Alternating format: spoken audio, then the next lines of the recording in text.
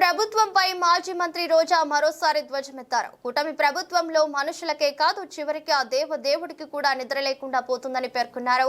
జగనన్న పాలనలో తిరుమలలో రోజుకు 1,00,000 మందికి పైగా భక్తులకు దర్శన భాగ్యం ఉండేదని, కానీ ఇప్పుడు స్వామికి నిద్ర లేకుండా చేస్తూ భక్తుల సంఖ్యను తగ్గిస్తున్నారని విమర్శించారు.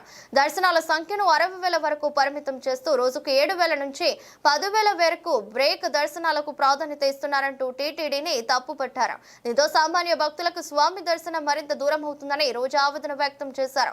సిఫారసు లేఖలకు ప్రాధాన్యత ఇచ్చి డబ్బు ఉన్న వారికే దర్శన అవకాశం కల్పిస్తున్నారని, ఇదేనా కూటమి, పవన్ కళ్యాణ్, బీజేపీ సనాతన ధర్మం, ఇదేనా చంద్రబాబు గారి నమూనా ప్రక్షాళనంటూ మండిపడ్డారు. భగవంతుడు అన్ని గమనిస్తున్నాడు అంటూ రోజా ట్వీట్ చేశారు. 7 కొండల స్వామికి కనుక లేకుండా కరువు అంటూ ఓ పత్రికలో వచ్చిన కథనాన్ని కూడా రోజా పంచుకున్నారు.